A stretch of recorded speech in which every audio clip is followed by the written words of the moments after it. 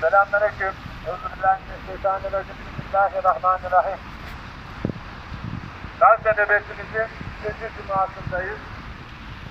Yoğun yağmur altında da olsam burada 2 ile 8 arası her cuma tuttuğumuz nöbete devam ediyoruz.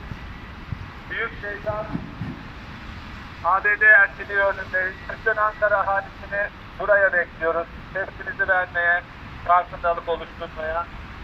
Şimdi eski arkadaşımız basın açıklamasını okuyacak. Bismillahirrahmanirrahim. Emperyal güçlerin ve bölgesel ortaklarının sahte barış dayatmaları altındaki Hamas'ın yanındayız. Gazze'de manda rejimine karşıyız. Acil yardımlar girene ve kapılar tamamen açılana kadar Amerika elçiliğinde her cuma günü nöbetimize devam ediyoruz. Kısa süre önce Hamas yöneticilerinden Usame Hamdan, Filistin halkının hiçbir vesayeti kabul etmeyeceğini belirterek, Gazze'ye gönderilmesi planlanan olası uluslararası güçlerin yalnızca sınır hattında görev yapabileceğini, iç yönetime müdahalenin ise kabul edilmeyeceğini söyledi.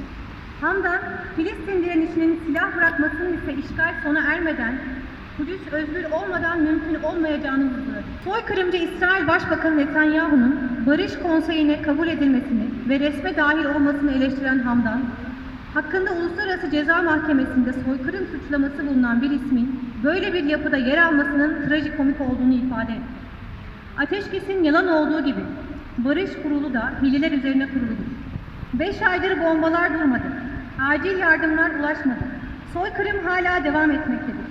Gazze'deki kardeşlerimiz, çocuklarımız, bacılarımız, yaşlılarımız kış şartlarının zorlukları altında aç susuz yokluk içinde hayat mücadelesi vermeye devam etmektedir. Hangi ateşkesten, hangi barıştan bahsedilmektedir? Gazze soykırımının ve bölgemizde akan kanların, fitnelerin, zulümlerin asli kaynağı olan Amerika elçiliğinin kapatılmasını ve Tom Barak denen şahsın acilen istenmeyen adam ilan edilip ülkemizden def edilmesini istiyoruz. Yöneticilerin kendi denklemleri, ihtiyaçları, beklentileri, ilişkileri olabilir. Ama halklar olarak özgür ve onurlu bir yaşam istiyoruz. Topraklarımızdan nifak, fesat, zulüm saçmakla görevli kişileri barındırmayacağız. İlk günkü haykırışımıza da sorduk. Garantörler nerede? Sürekli hava saldırısı yapılıyor ve neredeyse her gün ateşkes ihlal ediliyor. BBC doğrulama servisinin de bildiği üzere İsrail Sarı Hat diye belirlenen sınırı her gün ihlal edip genişletiyor. Mısır kapısı hala tam olarak açılmadı. Ateşkes sonrası bırakılacağı temin edilen binlerce esirin ne oldu? Batı Şeria'da işgalci Yahudi varlığının Müslüman halka yaptığı saldırılar, evlerini yıkması, haksız gözaltılar, hayvanlarına ve zeytinliklerine yaptığı tahribat ne zaman duracak? Bu yapılanlar yapanların yanına kâr mı kalacak?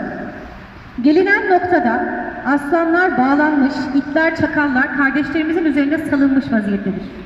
Sözde ateşkes öncesi Siyonistler yenilmek üzereydi. Ve Kassamlı aslanların en azından elleri kolları bağlı değildi. Sahada kaybettikleri çatışmayı, hileli masalarında kazanma çabaları elbet terse dönecektir. Bugün olmasa da yarınlarda Filistin özgürleşecektir. Tekrar soruyoruz. Bu ateşkes sadece Hamas için mi var? Barıştan kastınız nedir? Tiyatroda olsa ortadaki sözün bir onuru vardır. Gazze sözünü tutmaktadır. Trump ve garantörler sözlerinin arkasında durmamaktadır. Netanyahu da pervasızca kardeşlerimize zulmetmektedir. Kim ne yaparsa yapsın, kim ne söylerse söylesin, kimler ne için susarsa sussun. Bizler susan taraf olmayacağız. Adil şahitliklerimizi yapıp hakkı haykırmaya devam edeceğiz. Onuruyla mücadele edip sabreden kardeşlerimizin yanında olmaya devam edeceğiz. Rabbimizden bizlere vahdet, basiret, cesaret vermesini niyaz ediyoruz. Bizler İslami ve onurlu duruşlar sergilersek, Allah'ın vaadi gereği zafer kaçınılmazdır. Aksi takdirde hali hazırda olduğu gibi zillet içinde yaşayıp emperyallere maşa olmaya devam edeceğiz. Tekrar söylüyoruz. Gazze, Gazze'lilerindir. Son sözde her zaman ve şartta onların olacaktır. Gazze'ye selam, direnişe devam. Gazze'ye selam, direnişe devam. Gazze'ye selam, direnişe devam. Direne, özgür Kudüs'e. direne, direne, özgür Kudüs'e, direne, direne, özgür Kudüs'e.